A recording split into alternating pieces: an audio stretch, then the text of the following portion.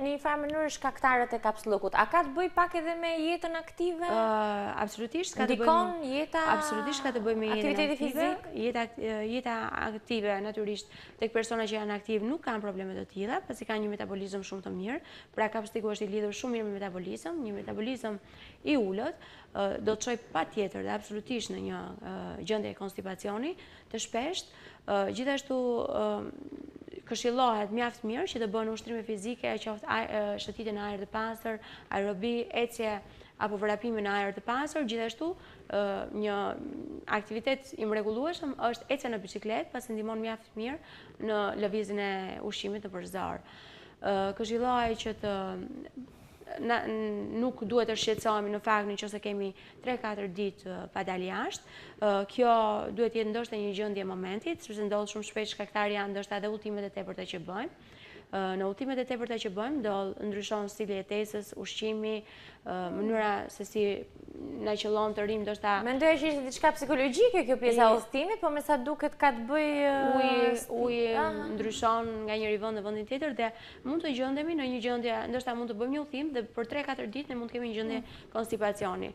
Në fakt, në këtë rast do ishte shumë e mira që të ishim të kujdesshëm, të merrnim ndoshta një laksativ, apo në qoftë se nuk do kishim këtë gjë, do ishte mjaft e mirë që të përdornim produkte të cilat janë laksativ në vetvete, që përmbajnë element laksativ, që mund të ishte ananasi, kivi, kumbulla, kompostet e ndryshme do ishin shumë të mira për të na ndihmuar për të dalë jashtë, ose në qoftë se kjo gjendje do përsërite ose do kalonte në 3 ditë, apo kjo gjendje do ishte për një periudhë të caktuar kohore, do ishte shumë e mirë që të merrnim një këshillim nga mjeku, i cili do na jepte ndoshta pse jo laksativ, por me gjendjen e laksative duhet jemi të kujdesshëm, pasi vetë zora bëhet dembele dhe na krijon një varësi.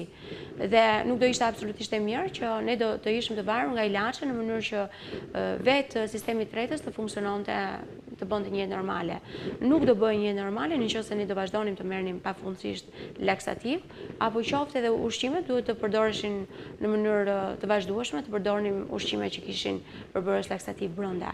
Rëndësishme është që të konsumohen 6 deri në 8 gota ujë në ditë, apo lëngje sa më shumë, apo në rastet e konstipacionit do ishte shumë e mirë që të konsumoheshin supra, të ndaheshin në vakte shumë të vogla dhe të konsumohej ushqim i shpeshtë dhe në vakte të vogla. Pra jo të konsumoheshin një vakt i bollshëm, i thatë ky ushqim, por të konsumoheshin në vakte të vogla dhe shumë shpesh. Po. Ne javën e kaluar folëm për gratë shtatzën. Mos gaboj, për gratë shtatzën. Çfarë ndodh tek gratë shtatzën nëse ato kanë problematika të tilla, ti ndihmojmë edhe ato pak. Edhe te gratë shtatzëna besoj se duhet të ketë shumë problem në fakt në këtë kohë frutat janë të shkëlqyera për të ndihmuar në jashqitje, do thoya qershit, kumbullat, kajsit do ishin shumë të mira. Janë produkte të cilat na ndihmojnë mjaft mirë në dalin jashtë të këtyre produkteve që ngelin në zorën e trashë. Dhe për të ndihmuar konstipacionin do ishte shumë e mirë që dhe nëna shtatzëna të ishin të kujdesshme, pasi laksativët nuk do ishin të mirë për të konsumuar nga këto nëna. Ndaj të këshillohej që të konsumoheshin ananasi, fisht, që fillon koha e fiqeve tani dhe janë të mrekullueshëm, dhe rushi është shumë i mirë si një diuretik shumë i mirë, gjithmonë në mas, për të mos shtuar peshë dhe për të mos bërë.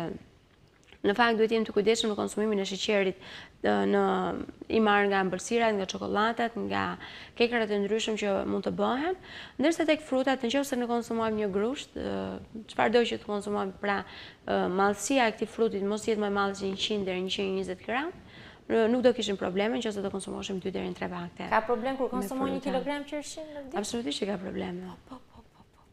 Po si t'ja bëjmë?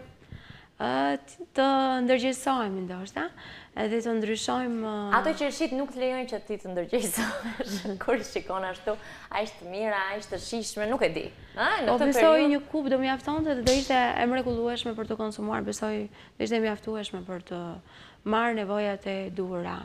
E kuptoj.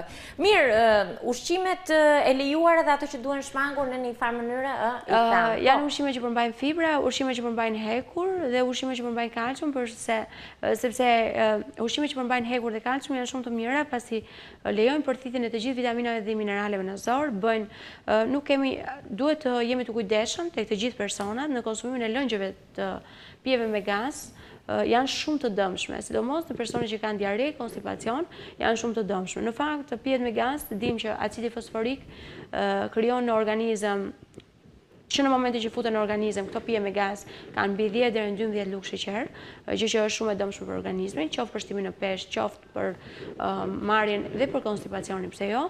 Më pas 20 minutash acidi fosforik që ndodhet në organizëm nuk lejon në fakt gjendjen e të vjedhit apo gjendjen e sikletit në organizëm, pasi ky acid e frenon atë sheqerin e tepërt i cili është futur në organizëm, por dëmi që bën është në zor, pasi në momentin që ky produkt kalon në zor, bën përthithjen e të gjithë vitaminave dhe mineraleve dhe bën nxjerrjen e tyre për jashtë.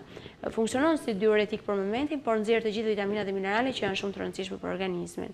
Edhe nuk kemi futur asnjë gjë të mirë në organizëm, përveç se kemi marrë 10 deri në 12 lugë sheqer, edhe kemi futur dhe kemi nxjerrë të gjithë vitaminat dhe mineralet që janë shumë të rëndësishme në punën e zorëve.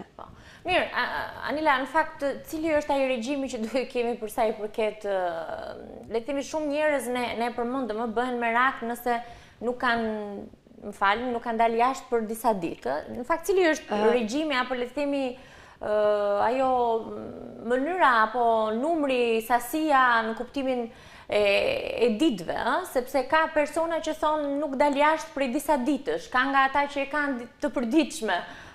Kjo ka dhe persona besoj se është një nevojë fiziologjike që nuk është turp ta themi. Ka dhe persona sepse ka ndikon tek shëndeti. Ka dhe persona në fakt që stimulojnë këtë konstipacionin, duke qenë për shembull në ambiente publike, ato nuk preferojnë që të dalin jashtë në ato momente, pasi kanë ndoshta sikletin e banjeve publike. Kjo krijon një lloj frenimi. Dhe krijon një lloj frenimi, duke krijuar kështu problematikën e konstipacionit dhe duke bërë kronike kjo gjë. Në fakt, për të zhdukur këtë, në qoftë se është një gjendje për 3-4 ditë, ne nuk duhet të shqetësohemi, thjesht duhet ta stimulojmë ushqimin. Në qoftë se kjo gjë zgjat më tepër se 3-4 ditë, do ishte shumë e mirë që të këshillohemi me mjekun përkatës për të arritur për të marrë ndoshta pse jo dhe medikamente, por që këto medikamente nuk duhen marrë për një kohë të gjatë, pasi bëhemi vartës të tyre dhe gjëja më e mirë që do ishte tek ushqimi. Pra duhet ndryshuar duhet të pasur një regjim ushqimor i pasur në fibra, në vitamina dhe minerale të duhura për organizmin.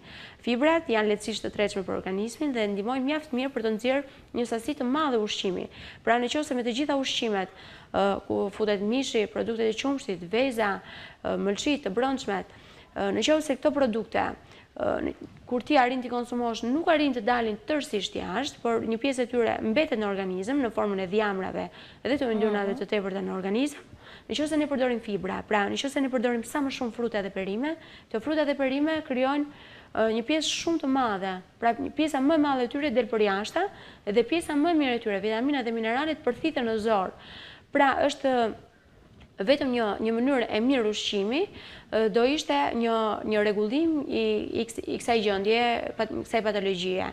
Gjithashtu, sasia e lëngjeve në organizëm është shumë e rëndësishme, pra duhet konsumuar sa më shumë lëngje, ku futen dhe lëngjet e frutave, për shembull selinoja dhe majdanozi do ishin shumë të mira, të shtrydhura, lëngu i tyre do ishte i mrekullueshëm për të konsumuar, gjithashtu lëngu i karrotës do ishte shumë i mirë, lëngu i panxharit do ishte shumë i mirë, lëngu i panxharit me spinaqin mëngjes për mëngjes do ishte shumë i mirë, pra lëngjet e tilla ndihmojnë mjaft mirë për pastrimin e zorëve.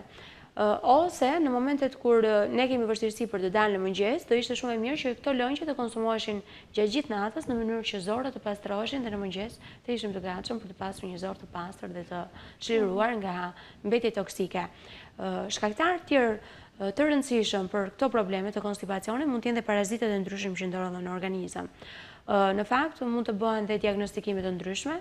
Pra thash që është shumë e mirë vizita tek mjeku, ku mund bën diagnostikime të zorës së trashë, pasi konstipacioni mund të jetë dhe një shenjë paralajmëruese e një kanceri të zorës së trashë. Duhen bërë ndoshta kolonoskopia, e cila shikon mjaft mirë pjesën e zorës së trashë, duke i paraprirë ndoshta një kanceri të ndryshëm.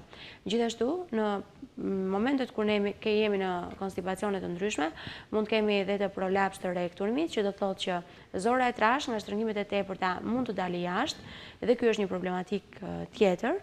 Pra prolapsi i rektumit është një gjendje shumë e rëndë, e cila kërkon patjetër këshillime mjekun.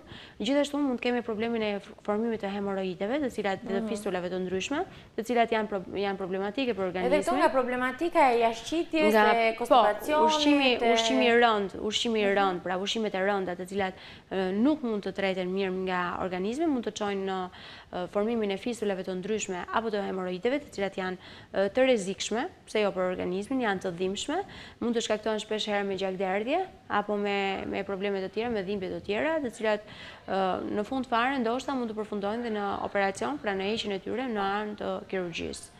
Po, mirë, duhet tregohemi të kujdesshëm dhe të vëmendshëm ndaj ushqimeve që konsumojmë, por sigurisht edhe ndaj organizmit tonë. Anila, unë të falenderoj që ishe me ne, takohemi sërish javën e ardhshme, ndërkohë që ne të dashur miq kalojmë tek rubrika Foto Çudi për të parë se çfarë i ka tërhequr më shumë vëmendjen gazetare tonë Ilir Karabrahimi.